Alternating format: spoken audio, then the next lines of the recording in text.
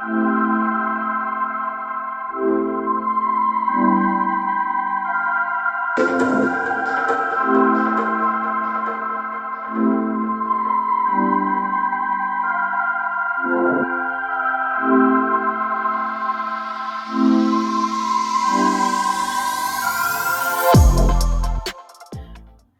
and welcome back to another quick tutorial here with me, Sonia Hartley, Techie Teacher Tips. We're just exploring together, and today I want to show you a really quick way to create the puzzle that the student in the video that I shared previously is working on. It's an awesome tool for a review of vocabulary or concepts. And here we go. I'm not going to really just talk a lot about what the benefits are because you as a teacher should know what you need those benefits to be. All right, so it's fairly simple. I use Google Slides for this, and I'm sure if you needed to, you can use a different resource, but I'm going to walk you through it in Google Slides. Of course, just really quickly, you are always going to find, okay, let me just go in here. I just can't help it. If you are in your Google screen right here, this is what I call the waffle, the Google apps. On the drop down, you just find the drive, and that's where I'm at, and that's where I'm going to. Within your drive, you click on new. You're going to find the slides. I like to use slides for a lot of different things because it gives you an opportunity to customize. Within that, I'm going for a blank presentation. Once you open that blank presentation and it populates, the first thing that I like to do is make sure that I give it a title. So this is a sample for me, but for you it might be Unit 3 Review Puzzle, Sample Puzzle, and I'll just give it a number 1 because I've done a few of these. Then the next thing, to just make sure that you're able to print this, I laminate sometimes I don't. That's entirely up to you to see, because if I'm teaching the same thing over and over, especially since I teach 2 semesters of something, I would like to at least have some of these resources to reuse because we want to be, you know, cost effective and make sure that we're not trashing too many things. So within the file, to make it printable, because you can do this puzzle online, but then that makes it a lot more complex. So click on file, and the first thing you want to do is create your page setup. And instead of having the widescreen that you see right now, you click on custom. Once you're in custom, since we want it up and down, the puzzle needs to be vertical, not horizontal. We're changing this to 8.5 by, and I give it 11.5 because I like a little room on the edges, and I know I need to just make sure to accommodate 8.5 by 11.5. You hit apply, and now you see this point up and down. So what I'll do is sample unit review, and you can adjust this however you like. Of course, you can use the different types of fonts. You can get super fancy with it and use the font that is the word art. And well, let's do it. Sample unit review. So if you like a little fancier, then there you go. So let me do that and use this for something else. Now let me be clear, and I've taught lower grade levels. You might want to make sure that you have some type of instruction option on here. May it be what you want the students to do. In my case, and if you're looking at my example, and I'm not going to put that in there now because I feel like that's something that you need to decide, specifically knowing how much space you need to have for students to be able to spread out their work. So here's the PDF version, and I added match each word with its definition in order to create the image.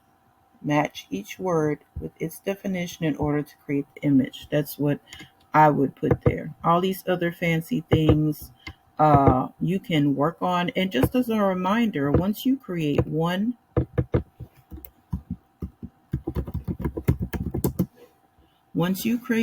of these, it just is it becomes a template, and you really don't have to redo this over and over and over. The only thing you'll have to do is change the wording. So you have your template. Uh, I do like a little color, but that's entirely up to you on how familiar you are and how fast you work. So let's go back and look at my example, because I honestly need to make sure I have enough. So I did 1, 2, 3, 4, 5 going across, and 1, 2, 3, 4, 5 going down. So this is just, if you didn't get a good look at this, I basically have the words of the concepts right here. Then the second slide will have the word that the definition will match to. They have to be matching.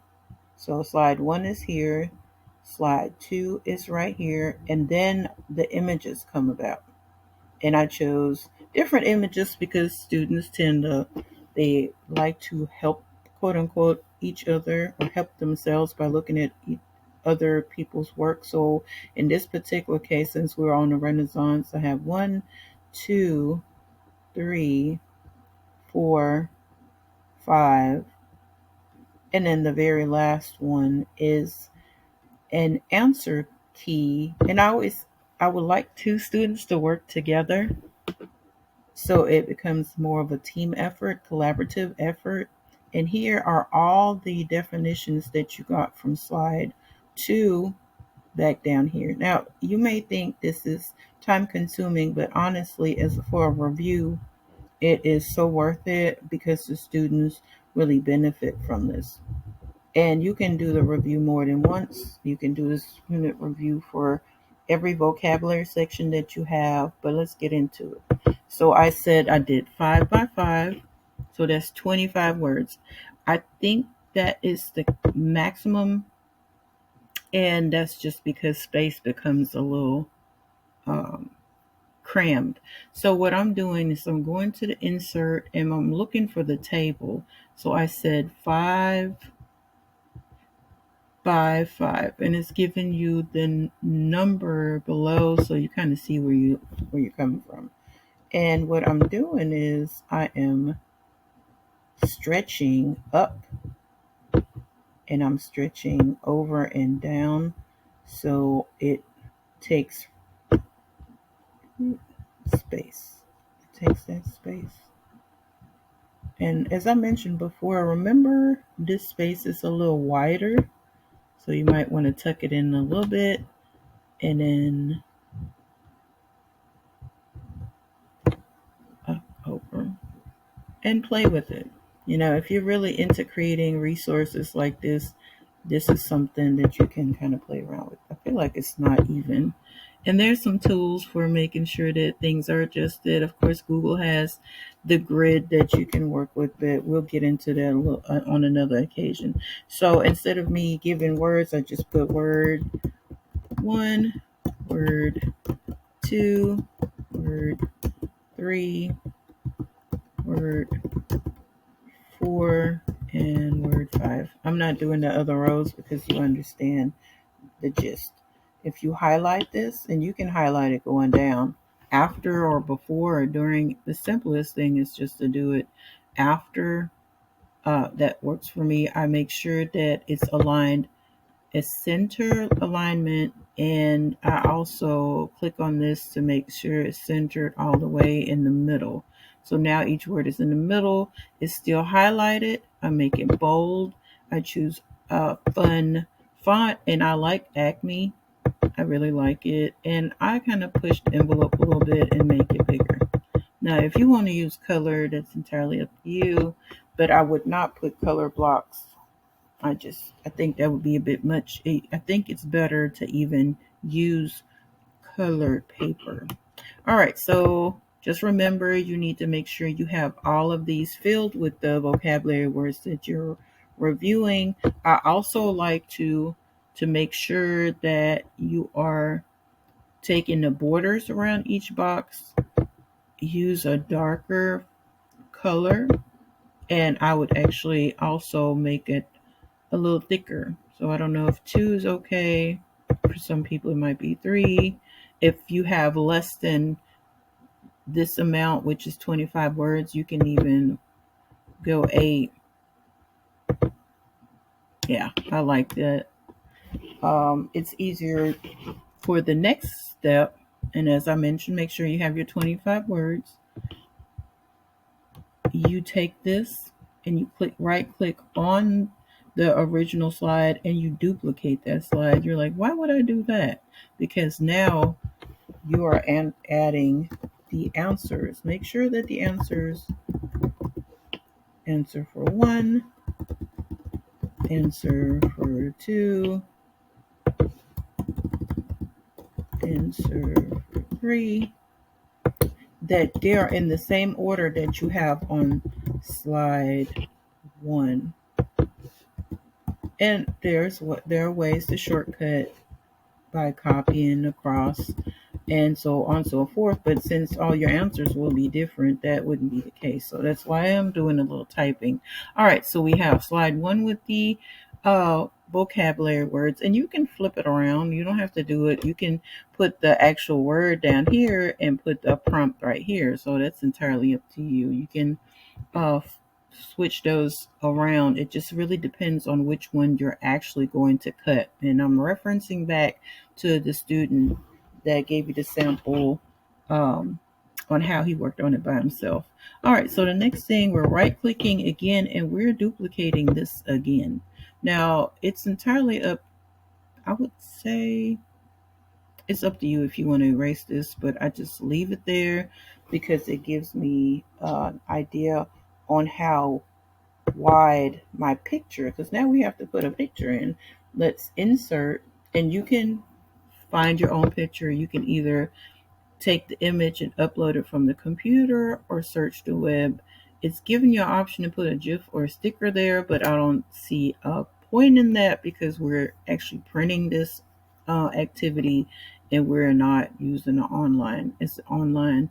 So I'm going to search the web and I'm going to stick with this whole Renaissance thing. Let's look for Mona Lisa. Why not?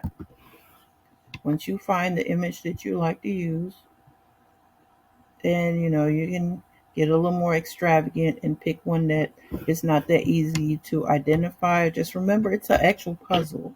It's a puzzle. So I'm going to use this one. Insert. And once your picture populates, you adjust it to make sure that it fits that grid that you created for your puzzle. And I took it upon myself to change my mouse. So this is a little new for me. I'm just going to be honest with you. Transparency, big thing. Even in teaching, we're not perfect. So I wanted this mouse to be a little more visible, and obviously it might be a little too visible, but I stretched this out, and it needs to make sure it fits the entire. Let me bring it out here some, because I feel like I'm struggling, and it's, I didn't say embarrassing, but it's almost comical. All right, so can we fit this now? Okay, still a struggle. Let me bring it back over here. There we go. A little wider. Am I putting it next to? Okay, this might work. Okay. So I need to remind myself to change the size of my mouse, which I can show you how to do that, but that'll be a totally different video. So this is my first image, and I can repeat that. And obviously, if I'm struggling, do I want to repeat it right now? Maybe not. I'll go ahead and insert. What can we put right here? Let's put Machu Picchu.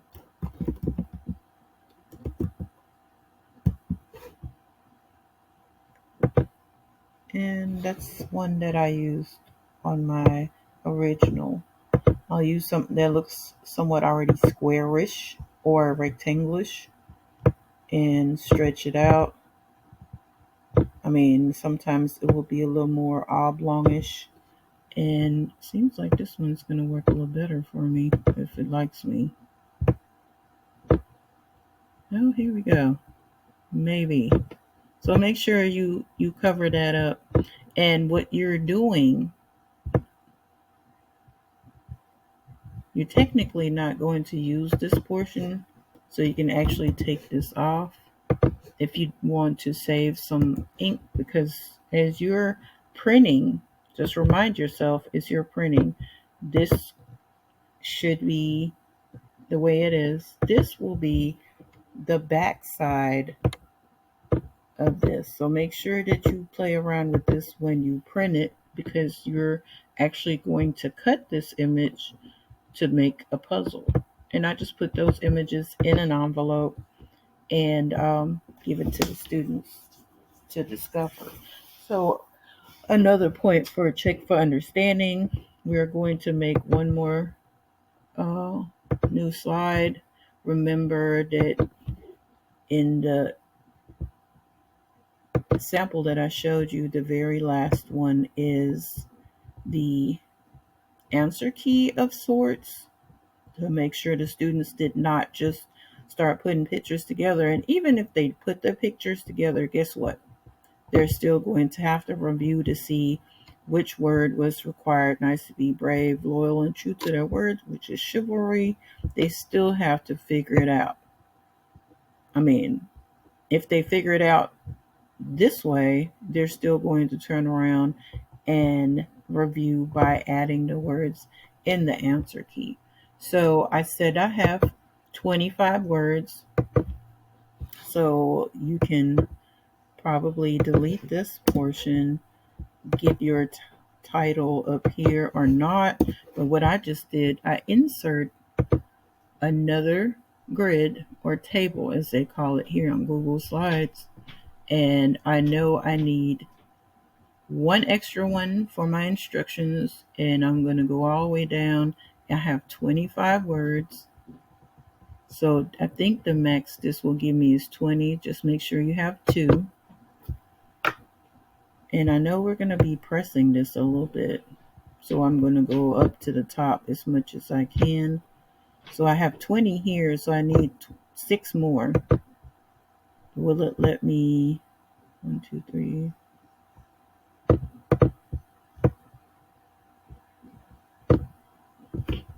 Will it let me do it? Insert. Roll below. It did, and it fits perfectly. Yes, you can see. So what I did is I went ahead and I will merge these by clicking both cells, and I merge my cell so I can ask students to write student names,